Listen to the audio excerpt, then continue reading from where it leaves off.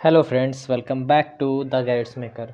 बहुत दिनों के बाद वीडियोस आ रही हैं क्योंकि कुछ चीज़ें सही नहीं थी और आपसे मैं कंटिन्यू कर रहा हूँ अपने वीडियोस को।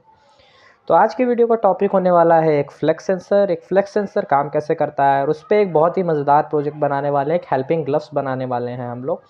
बेसिकली जब जो कोई भी पेशेंट अगर कोमा में है या ऐसे पेशेंट हैं जो बेड से हिल तक नहीं सकते, तो उनकी नीड समझना बहुत ज़्यादा इंपॉर्टेंट हो जाता है हमारे लिए। ठीक है, तो आज का जो प्रोजेक्ट है हमारा, इसी का सॉल्यूशन होने वाला है कि हम ग्लव्स में 5 फ्लेक्स सेंसर लगाएंगे।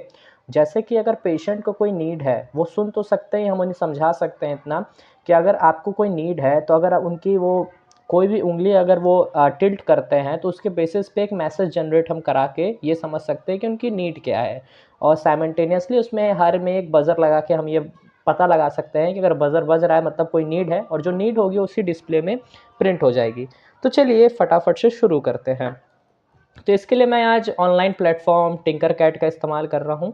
सेम स्टेप जो मैं ऑनलाइन प्लेटफॉर्म में इस्तेमाल करूँगा वही सेम आपको हार्डवेयर में भी करना है। मैं यहाँ पे बाय डिफ़ॉल्ट एक प्रोजेक्ट खुल गया है। मैं इसको पहले डैशबोर्ड पे जाते हैं और सबसे पहले फ्लेक्स सेंसर का बेसिक समझते हैं। ठीक है, सर्किट्स में जाके नई सर्किट समझते हैं। और इसमें फ्लेक्स सेंसर बेसिकली कॉन्सेप्ट क्या है। देखिए, कोई भी प्रोजेक्ट बनाने के लिए मैं केवल आपको कोड दे दूंगा, कनेक्शन दे दूंगा तो आप बना ले जाएंगे, लेकिन उसके पीछे का थोड़ा बहुत आपको पता होना चाहिए। हाँ, मैं बहुत डेप्थ में नहीं घुसूंगा, मुझे पता है अगर मैं डेप्थ में जाऊंगा तो आप मेरी वीडियो स्किप कर दोगे। तो दैट्स वाई बस थोड़ा बहुत, क्योंकि मुझे लगता है कि ज़रूरी है, दैट्स वाई मैं आपको थोड़ा सा फ्लेक्स सेंसर के बारे में जानकारी देना चाहूँगा। तो यहाँ पे मैं कंपोनेंट्स में आके फ्लेक्स सेंसर सिंपली टाइप करूँगा और ये रहा कुछ फ्लेक्स सेंसर। ठीक है, देखने में अगर आप इसको देखें तो इसका नाम फ्लेक्स सेंसर है। इसका नाम फ्लेक्स सेंसर इसलिए क्योंकि एक फ्लेक्सिबल पीसीबी के ऊपर एक वेरिएबल रजिस्टर लगा हुआ है।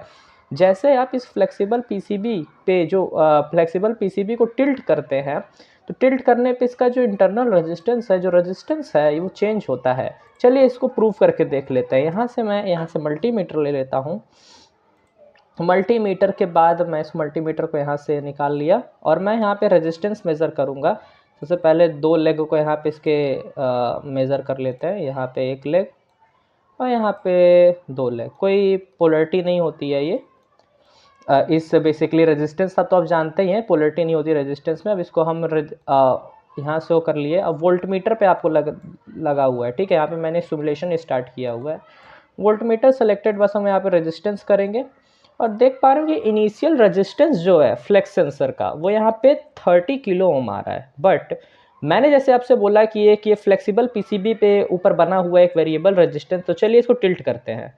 तो देख पा रहे होंगे जैसे मैं इसको टिल्ट कर रहा हूँ तो इसके रेजिस्टेंस की वैल्यू इंक्रीज कर रही है। इस मीन्स जैसे जैसे हम सेंसर को टिल्ट करेंगे वैसे वैसे रेजिस्टेंस की वैल्यू ज़्यादा बढ़ेगी। तो कमाल की बात है ना।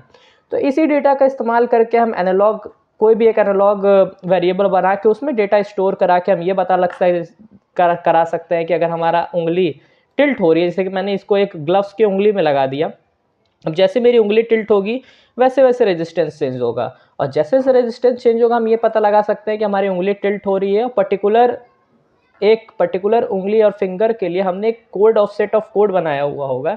जैसे कि मान लेते हैं हमारे एक उंगली में मैंने बोल दिया अगर वो उंगली अगर टिल्ट हो रही है तो इसका मतलब है कि पेशेंट को हो सकता है पेन किलर चाहिए, वाटर चाहिए, साइमल्टेनियसली आप वो चीज़ें कर सकते हैं। ठीक है, तो बेसिक कॉन्सेप्ट मेरे हिसाब से आपका क्लियर होगा। चलिए प्रोजेक्ट में चलते हैं। ठीक है, अब प्रोजेक्ट तो मैंने बना के रखा हुआ है टिंकरकैड पे। अगर मैं एक एक स्टेप और एक एक वायरिंग समझाऊंगा तो शायद मुझे घंटों लग जाए, क्योंकि मैं एक्सप्लेन बहुत ज़्यादा कर देता हूँ चीज़ों को। और यहाँ पे अगर आप केवल प्रोजेक्ट सीखना है तो आपके लिए बहुत बढ़िया वीडियो होने वाला है और थोड़ा बहुत कॉन्सेप्ट भी सीख सकते हैं आप। अगर आपको लगता है कि आपको फुल मेकिंग वीडियो चाहिए कि फ्लेक्स सेंसर काम कैसे करता है, इस प्रोजेक्ट की एक एक डिटेल, तो आप मुझे कॉमेंट करिएगा। कॉमेंट अगर हो जाता है, मान लीजिए अगर 50-60 लोग कमेंट कर देते हैं, मुझे लगता है, तो मैं आपको एक वीडियो भी बना के दे दूंगा इसके पीछे। ठीक है, तो यहाँ पे मैंने एक प्रोजेक्ट बनाया हुआ है। ठीक है, देख पा रहे होंगे इस प्रोजेक्ट में बेसिकली पहले आपको चाहिए क्या होगा। अगर आप हार्डवेयर पे जा रहे हैं तो 5 फ्लेक्स सेंसर चाहिए होंगे, नोट करते चलिएगा। 5 फ्लेक्स सेंसर चाहिए आपको और 5 आपको 1 किलो ओम के रेजिस्टेंस चाहिए होंगे। एक पोटेंशियोमीटर चाहिए होगा 10 किलो ओम का। एक 16x2 एलसीडी स्क्रीन चाहिए होगी। एक 3 वोल्ट का बजर चाहिए होगा। एक आर्डिनो ऊनो चाहिए होगा, या आर्डिनो नैनो आप इस्तेमाल कर सकते हैं क्योंकि ग्लव्स के ऊपर हमें लगाना है। ठीक है, तो पर्टिकुलर एक एक उंगली में इंक्लूडिंग थंब हम एक एक फ्लेक्स सेंसर लगा सकते हैं। ठीक है, अब चलिए देखते हैं इसकी वायरिंग किस हिसाब से की गई है। ठीक है, एक एक वायरिंग को मैं आपको बहुत डिटेल में बताने वाला हूँ, ध्यान से सुनिएगा। उसके बाद भी अगर कोई डाउट आता है तो मैं अवेलेबल हूँ, आप कमेंट सेक्शन में पूछ सकते हैं। मैं यहाँ पे जूम कर लिया हूँ फ्लेक्स सेंसर में, देख पा रहे हो फ्लेक्स सेंसर में 2 पॉइंट हैं। जो स्ट्रिप यहाँ से पतली हुई निकली हुई है, ये पतली वाली जो है, इसमें रेजिस्टेंस लगाना है आपको, क्योंकि एनालॉग आप जानते ही हैं, मेरे प्रीवियस वीडियो मैंने बताया भी था कि एनालॉग सेंसर से कोई भी डेटा लेना है पुल डाउन रेजिस्टेंस का इस्तेमाल करते हैं, और उसके इनिशियल पॉइंट को यहाँ से हम एनालॉग पॉइंट पे दे देते हैं। जैसे कि मैंने यहाँ पे किया है flex sensor 1, flex sensor 2, flex sensor 3, flex sensor 4 और फ्लेक्स सेंसर 5। ठीक है, तो फ्लेक्स सेंसर 1 का जो डेटा पॉइंट होगा वो रेजिस्टेंस के ऊपर से हम A4 में डाल दिए हैं। सिमिलरली A3, A2 और A0 में सारे फ्लेक्स सेंसर का डेटा पॉइंट जो कि रेजिस्टेंस के ऊपर से ये डाल दिया है। और बचे हुए टर्मिनल जो हैं एक प्लस के हो गए और एक माइनस के हो गए। तो माइनस टर्मिनल आप हमेशा देंगे रेजिस्टेंस के बाद से। ठीक है, तो प्लस वाला पूरा सबका कॉमन है और माइनस वाले पूरे कॉमन है। और ये चले गए हैं 5 वोल्ट पे, देख पा रहे होंगे यहाँ से मैंने इसको किया है, ये गया है 5 वोल्ट। ठीक है, ये 5 वोल्ट से आप कनेक्टेड है और ये आपका ग्राउंड हो गया है। ठीक है, ग्राउंड मैंने कहाँ दिया हुआ है, ग्राउंड मैंने इस टाइप दिया, इधर साइड मैंने घुमा के दे दिया है ताकि आप लोग को ये सर्किट ना कॉम्प्लेक्स ना दिखे। और वैसे भी ये सर्किट आपको लिंक डिस्क्रिप्शन में मिल जाएगी, आप इजीली देख सकते हैं, स्कीमेटिक्स भी रहेंगे इसके साथ में। ठीक है, तो फ्लेक्स सेंसर का डायग्राम कुछ इस तरह का, मैं जूम भी कर दे रहा हूँ, आप स्क्रीनशॉट भी ले सकते हैं इसका। ठीक है, पर्टिकुलर देख पा रहे हो मैं अच्छे से जूम कर दे रहा हूँ। ठीक है, अब ये बात रही फ्लेक्स सेंसर कनेक्शन की। उसके बाद हम लिक्विड क्रिस्टल डिस्प्ले का इस्तेमाल कर रहे हैं, लाइब्रेरी इंक्लूड हम कोड में कर देंगे। और इसमें बेसिकली क्या किए हैं, ध्यान से सुनिएगा। इसका जो डेटा बिट जो है, डेटा बिट जो एलसीडी स्क्रीन की डेटा बिट है, DB7 को मैंने आर्डिनो के डिजिटल पिन नंबर 2 में कनेक्ट किया है। DB6 को मैंने आर्डिनो के डिजिटल पिन नंबर 3 में कनेक्ट किया है।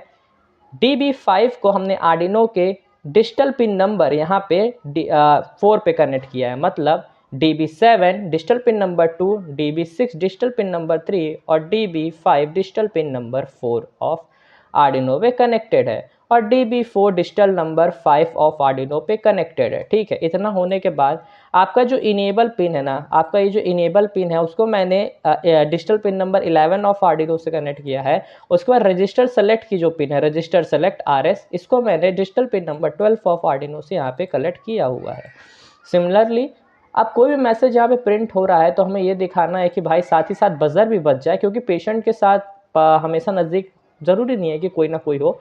तो अगर उसे कोई नीड है तो बजर के साउंड से पता चल जाएगा कि उसको कोई नीड है, और जो नीड होगी यहाँ पे डिस्प्ले हो जाएगी। ठीक है, तो यहाँ पे डिजिटल पिन नंबर 8 पे मैंने डिजिटल पिन का इस्तेमाल करके यहाँ पे हमने बजर का भी यहाँ पे कनेक्शन कर दिया है। ठीक है, और कॉन्ट्रास्ट कंट्रोल करने के लिए यहाँ पे मैंने इस्तेमाल किया हुआ एक पोटेंशियोमीटर। यहाँ पे आप 10K का पोटेंशियोमीटर इस्तेमाल कर सकते हैं। ठीक है, 10K का पोटेंशियोमीटर या फिक्स रेजिस्टेंस आप इस्तेमाल कर सकते हैं कॉन्ट्रास्ट कंट्रोल करने के लिए। ठीक है, तो प्रोजेक्ट में इतना ही था।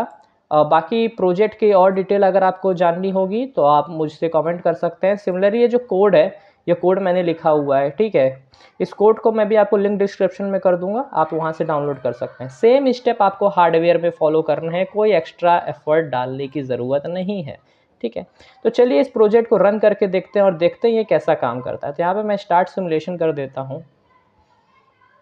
ओके, तो यहाँ पे सबसे पहले जैसे सिमुलेशन स्टार्ट हुआ तो यहाँ पे भी स्टेटस ओके आ रहा है, क्योंकि हमें अभी पेशेंट ने कोई भी फिंगर को टिल्ट नहीं किया है।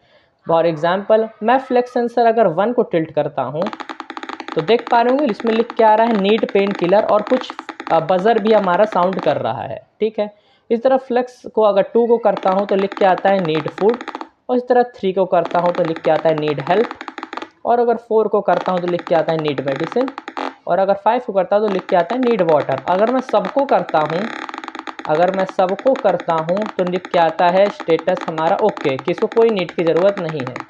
ये तो मैंने अपने एग्जाम्पल के लिए कर दिया। अगर आपको इसमें चेंज करना होगा तो आपको बस यहाँ पे जैसे कि है ना डिजिटल पिन, यहाँ पे जैसे कि डबल कोट के अंदर जो लिखा हुआ है, यहाँ पे आप इसको चेंज करेंगे ना तो आपका चेंज हो जाएगा सब चीज़ें। जैसे नीड वाटर की जगह कुछ और आपको प्रिंट कराना हो तो यहाँ पे चेंज कर दीजिए जो आपको चाहिए, और इसे नीड मेडिसिन की जगह कुछ और कराना तो यहाँ पे आप चेंज कर सकते हैं। डबल कोट्स के अंदर कुछ भी चीज़ लिखेंगे तो हैज़ एन मैसेज यहाँ पे प्रिंट हो जाएगा।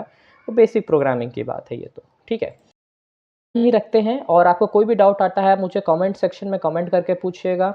आर्डिनो ऊनो, ESP32, ESP8266 से रिलेटेड कोई भी सीरीज़ आपको चाहिए, कि आपको लगता है कि आपको कॉन्सेप्ट जानना है या पर्टिकुलर चीज़ की अगर आपको वीडियो चाहिए, कोई प्रोजेक्ट की वीडियो चाहिए, तो आप मुझसे कमेंट कर सकते हैं। आपको फ्री ऑफ कॉस्ट अवेलेबल कराने की कोशिश करूँगा। और साथ ही साथ यार एक की कंप्लीट करवा दो यार, बहुत मेहनत लगती है यूट्यूब वीडियो बनाने में, और एजुकेशनल पर्पज़ के वीडियो हैं, थोड़ा इसको भी सपोर्ट करना सीखो यार, बहुत मेहनत लगती है।